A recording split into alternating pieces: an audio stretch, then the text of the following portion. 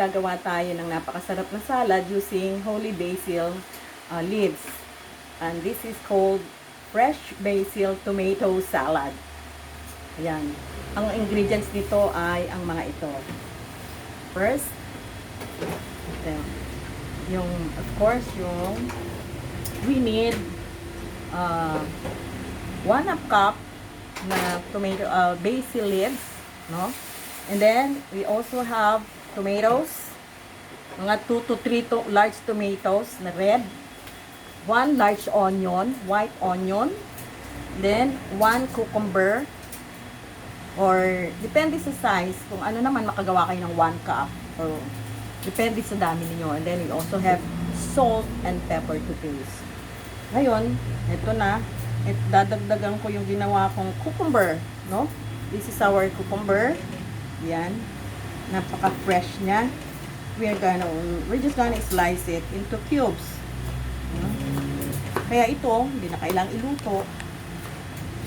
At kakain kayo ng very rich in fiber na mga vegetables, which is really good for the body. Also have tomatoes. Ganitong pag-slice ng tomatoes dito, napakasimple lamang, no? Kaya, kahit nasan kayo, no? Kahit nagpipiknik kayo, pwede nyo gawin to. Kaya lang, hindi pwede ngayon magpiknik, bawal.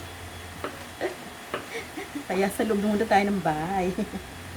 Ayan, alisin ko lang yung, ano yan, no? And then, we will add this into that mixture, into this tomato. Ayan. We will now mix with some red onion para may color siya.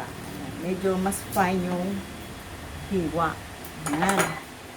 Very, very easy. There you go. Napakaganda, napaka-colorful niya, di ba? So, there, no? We are going to mix na natin lahat. Pag-mixin lang lahat yan. First, the tomato. Okay. And then, the onion. Yun. And then, the cucumber. Yan, napakaganda ng kulay. And of course, yung ating basil ay slice na lang naman natin. Slice lang. Yan. Kuha tayo ng ilang pirasong basil. Tapos, lagay na natin dyan. Nako, eto na. Kasi, nagbibigay siya ng kakaibang flavor. So, talagang ang bango-bango. And it is also very healthy for our bodies. So, ayan. Eto yung ginagawa namin almost every day. At kapag ang ulam natin, especially yung dried fish, kaya prito, any kind of fried dishes, ay pwede isama ito. We will add a little squeeze of lemon, no? Para naman talagang lasang-lasa yung ating basil tomato salad. Mag-slice lang tayo ng konti ng half of lemon, or medyo talagang ano yan, siguro 1/4 lang.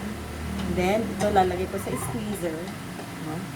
Yan, para mabilis. Kasi ang hirap mag-squeeze ng lemon. Kaya, ayan. Alright. There you go. We already have, yan, siguro mga 1 tablespoon. And that's enough for our salad. Voila. Right. Alright. Ayan na. Nako, eto na. Alam niyo po, napakasarap nito. Ayan. Ready na for breakfast. Ayan.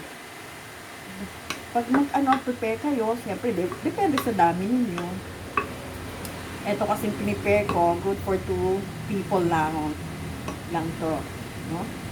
Okay, just to show you how, yan, jaran, this is our fresh basil tomato salad. Good for the for breakfast or for dinner or any part of our daily meals. Yan. Napakasarap po nito.